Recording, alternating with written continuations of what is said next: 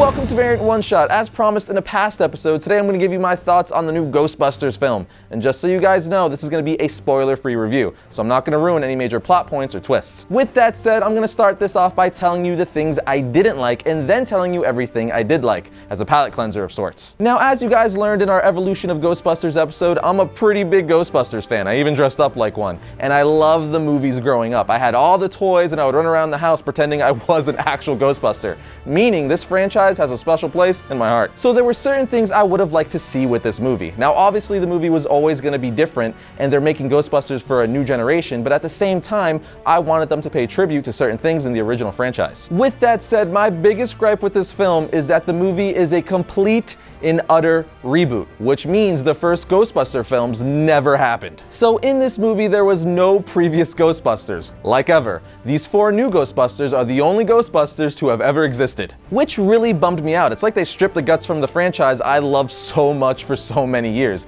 They could have totally revived this franchise for a new generation, but still kept elements of the original and paid tribute to it, or at least acknowledged the original films. Jurassic World is a perfect example of that. It revived the franchise and gave Jurassic Park to a new generation, but it still acknowledged the original films. And at the same time, you didn't have to see the first 3 films to understand what was going on. But if you did see the first 3 films, it made it that much cooler. It's just really unfortunate that they completely erased the first 2 films. Again, I get it. The first 2 films I'll always have. No one's ever going to take that away from me or any of you. And I know that this new Ghostbusters movie is for an all new generation, but I still think they could have made this for a new generation, but still keep it connected to the original films, instead of just keeping the name, logo, and theme song. Now some of you might be saying, but Arris, they did have several nods to the original Ghostbusters in this movie, and you're 100% correct. But I personally thought it wasn't as meaningful because they were changing the canon of the original Ghostbusters in the process. I think this movie should have done what the Extreme Ghostbusters cartoon did for the real Ghostbusters cartoon, which is keep the same continuity, but just make it several years later. Meaning what I would have liked them to do is acknowledge that there was Ghostbusters before them, but they've all retired and gone their separate ways for X, Y, and Z reasons. And now years later, these 4 new women take up the mantle of Ghostbusters and maybe even ask the original Ghostbusters for advice along the way or something along those lines. They could have totally had their cake and eaten it too if they would have done something along those lines, because you would have had Ghostbusters for a completely new generation,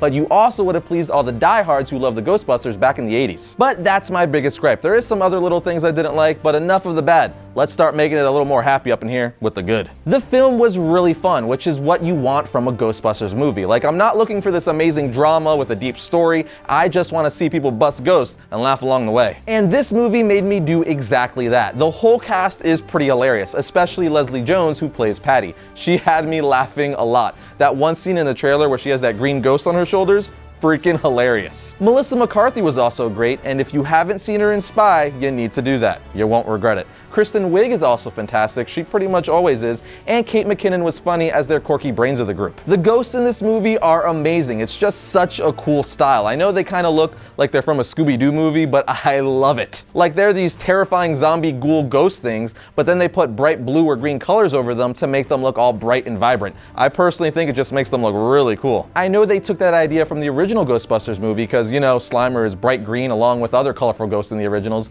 but now since technology is way better, they were able to make them look even cooler. Speaking of cool, all their new gear and equipment was great. The new proton pack, which now lights up red on the back, I thought fit in perfect with the vibe of the movie. I'm still partial to the original proton packs, but that's because that's what I grew up with. It was also pretty cool seeing the original Ghostbusters making cameos even if it wasn't as their original characters. It was like, remember me? I was in the originals. In any case, there's a lot of good things about the new Ghostbusters. I didn't absolutely love it, but I still had fun watching it. I am upset that they completely erased the existence of the first 2 movies, but it was a fun movie and it'll make you laugh. But no matter what anyone does, the original Ghostbusters will always be right here.